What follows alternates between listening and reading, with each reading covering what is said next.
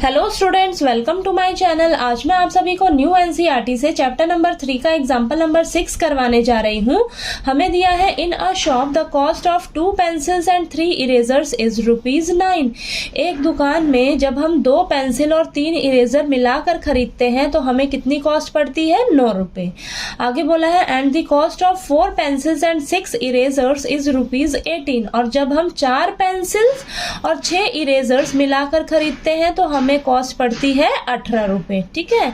आगे बोला है find the cost of each pencil and each eraser. हमें एक पेंसिल और एक इरेजर की कॉस्ट निकालकर बतानी है। ठीक है।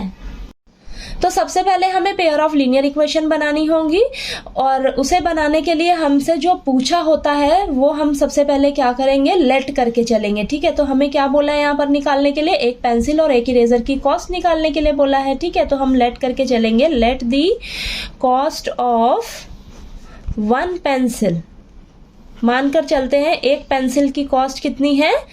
X rupees. ठीक है। और ऐसे ही हम मानकर चलते हैं एक इरेजर की कॉस्ट कितनी है? Y rupees. ठीक है।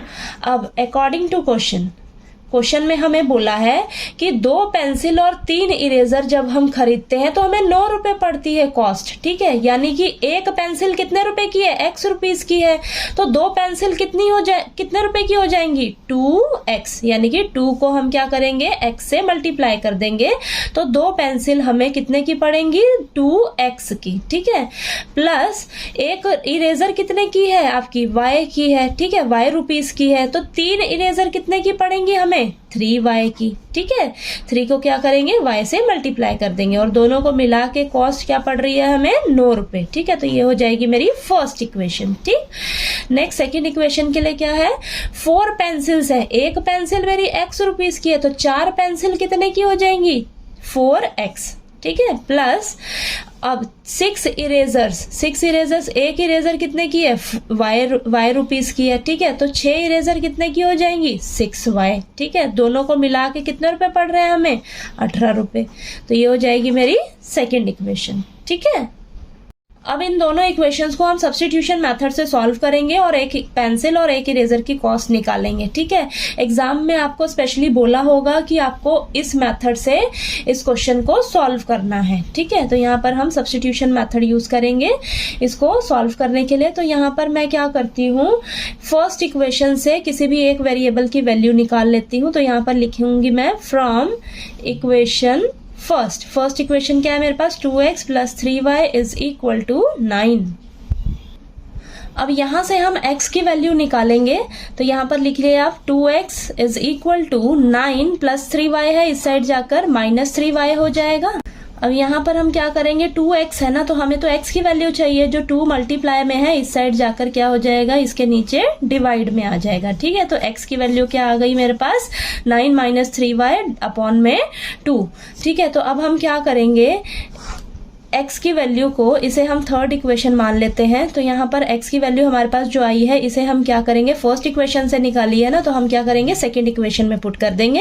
तो सेकंड इक्वेशन क्या है मेरे पास? 4x + 6y = 18। ठीक है। x की जगह हम यहाँ पर पुट करेंगे 9 - 3y/2। ठीक है। बाकी सभी टर्म्स को आप एज इट इज लिख लीजिए। ठीक है। तो यहाँ पर 4 और 2 को आपस में कैंसिल करेंगे तो यहाँ पर 2 आएगा, यानी कि 2 बाहर बचेगा, अंदर क्या बचेगा? 9 - 3y।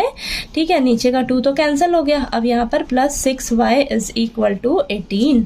ठीक है। अब ये मल्टीप्लाई होगा 2 अंदर। ठीक है। तो 2 × 9 हो जाएगा 18 -2 × 3 कितना हो जाएगा? -6y + 6y = 18। ठीक है। -6y और +6y आपस में कैंसिल हो जाएंगे तो यहाँ पर क्या आएगा मेरे पास? 18 = 18।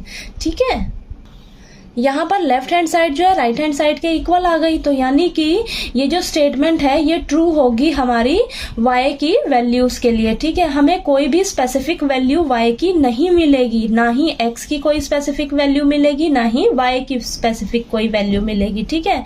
यानी कि हमें एक पेंसिल और एक इरेजर की कॉस्ट निकालनी थी ना, तो हमें कोई यूनिक आंसर नहीं मिलेगा एक पेंसिल और एक इरेजर के लिए। ठीक है।